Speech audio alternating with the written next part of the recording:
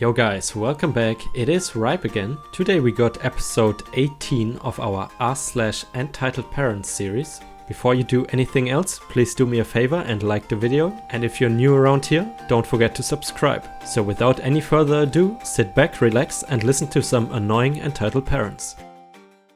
EM demands my drink for her kid and gets mad when she finds out that I spoke the truth about it being alcoholic. Now for a bit of context. Last weekend was Liberation Day in Holland and many cities were having festivals to celebrate. Most of these festivals have free entrance, so they tend to crack down on people that bring their own food and drinks, in order to increase profits from beverage sales. A friend of mine lives within the area where the festival is taking place though, so usually we drop our booze at his place and retrieve it during the festival. Since it didn't seem like a terrific idea to walk around with a bottle of JD, I mixed it into a 1 liter Coca-Cola vanilla bottle with just enough Coke that it looked like Coke and went onto the festival grounds. I am assuming that everybody is familiar with the common abbreviations. JD is my good friend Jack Daniels and we have been through a lot together.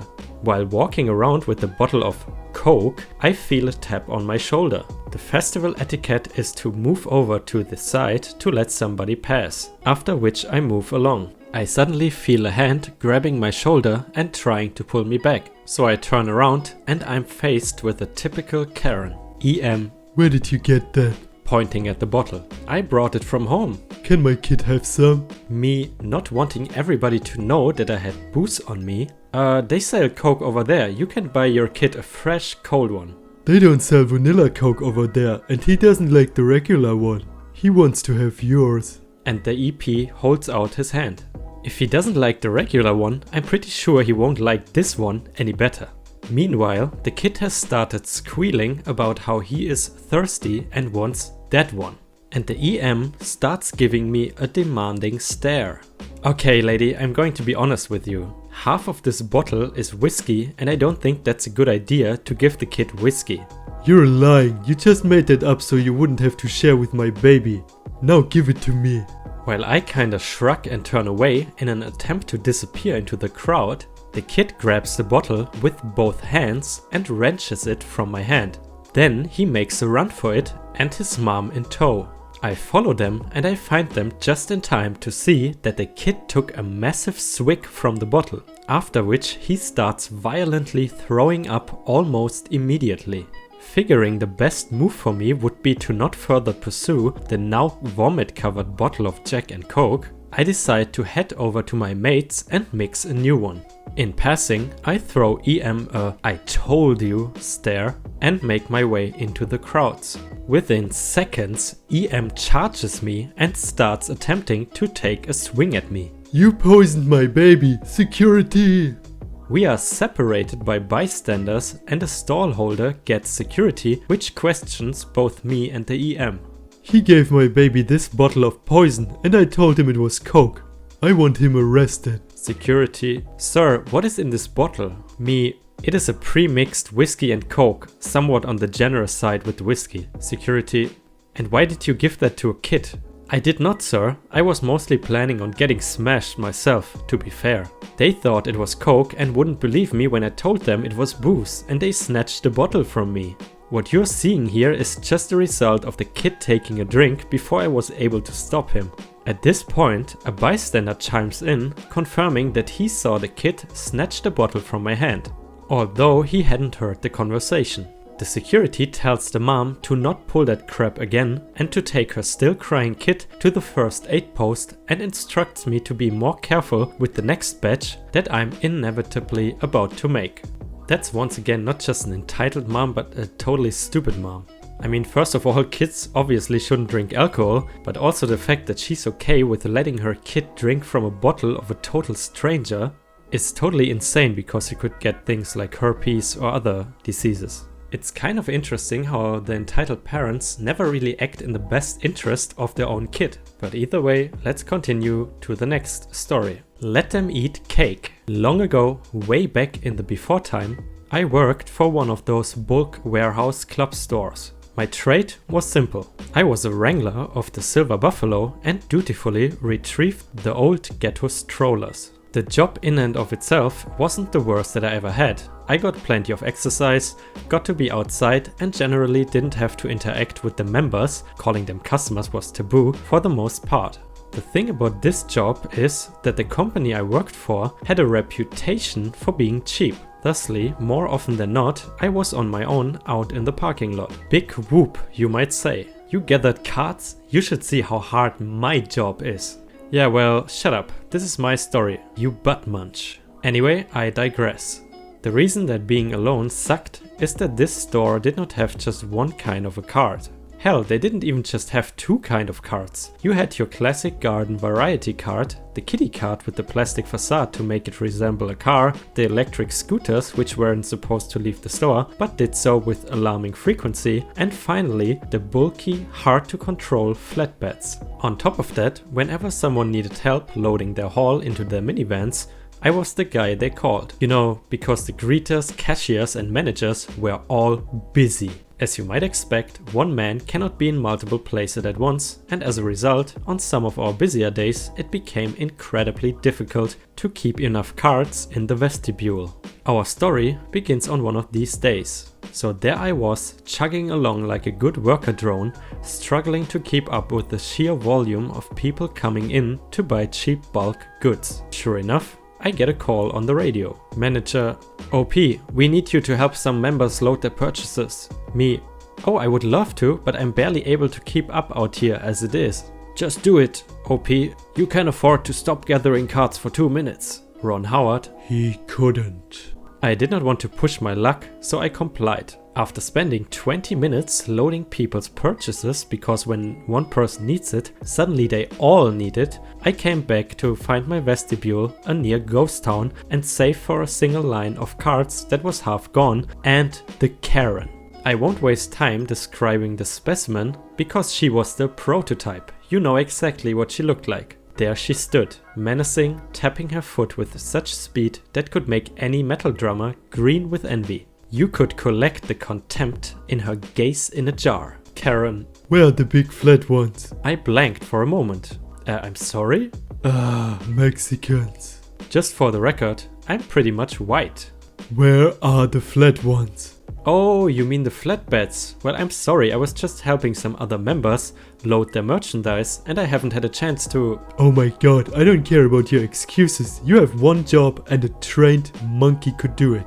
I just want this lady out of my face so I don't fight it. Sorry ma'am, I will grab one from the parking lot for you. You'd better... So I go back out to the lot and find a whole line of flatbeds sticking out of a corral, blocking several parking spaces. I push them all into the vestibule, where she waits, huffing about how I am wasting her valuable time. I separate one from the rest and bring it to her. I am terribly sorry about the wait, ma'am. She leers at me with utter malice. Unbelievable. And with that, she dismisses herself into the store where she will be someone else's problem. I shake my head and return to doing what I'm paid to do.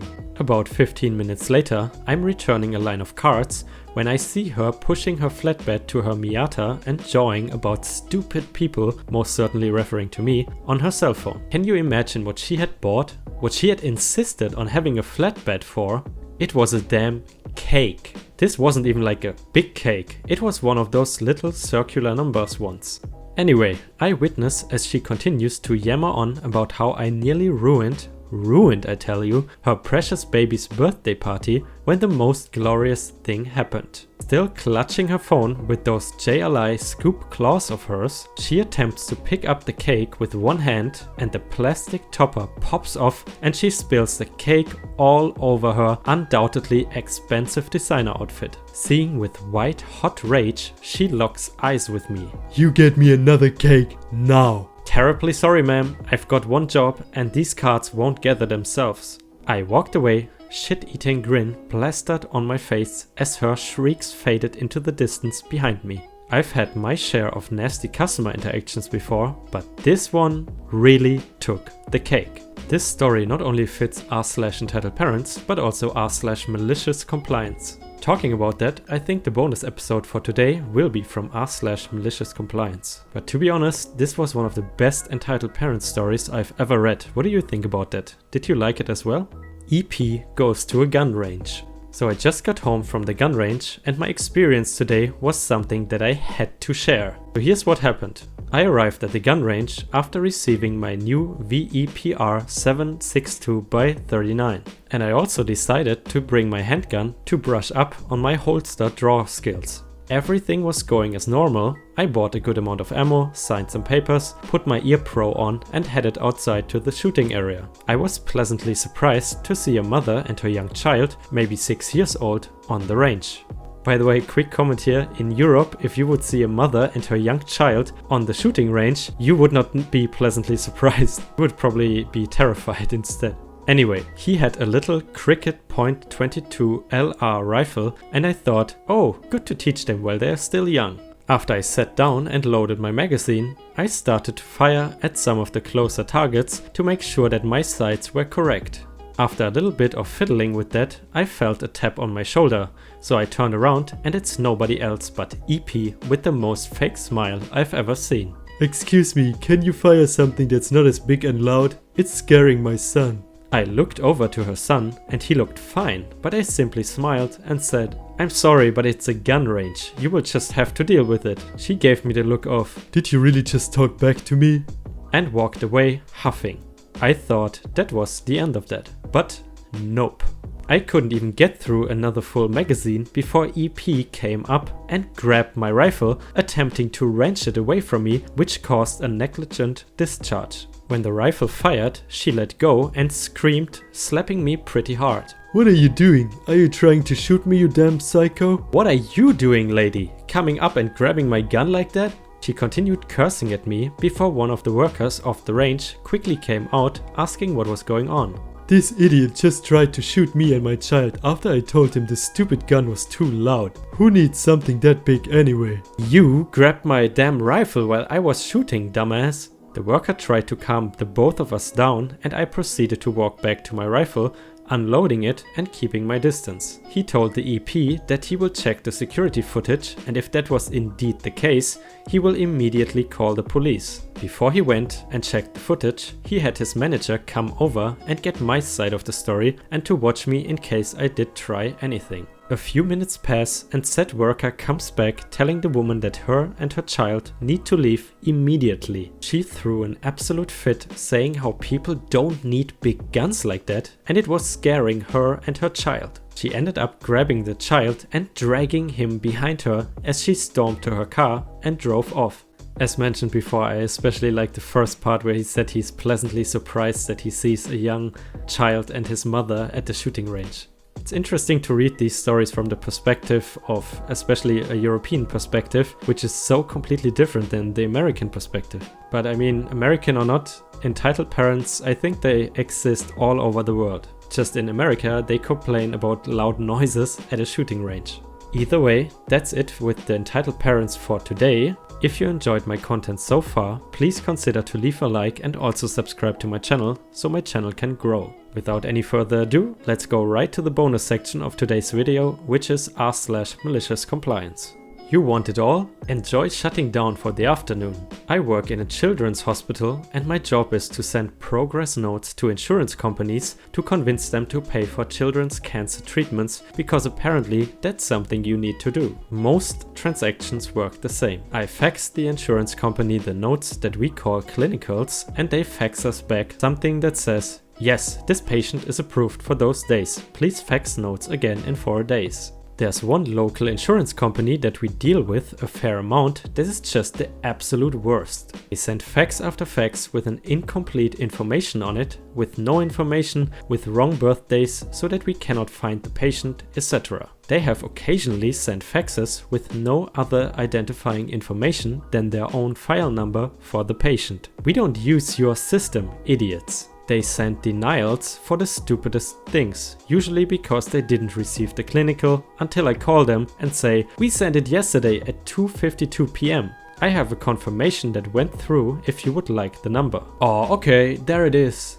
The worst though is that one of their main nurses always pluralizes clinicals as clinicals. Anyway, we have had a patient of theirs here for literally hundreds of days. They typically send approved or denied days every couple of days, but for this patient we got approved days the first week or so, but nothing since then. I call them about once a week and say, hey, did you get the clinicals that I sent? Yes? Then can you fax back approved days? I think that the case manager that started all this quit and the case is just in some weird bureaucratic netherworld. More likely, every other case manager doesn't want to do it because they will have to review everything. This patient discharged last week, finally, she's healthy by the way, and so I need to know the status of those days so that I can close her out on my list. I call the company and say, this patient that I've been calling about, I really need an actual fax with an actual authorization number so that I can close this and not gamble a multi-million-dollar account on someone saying, yeah, I think she's approved.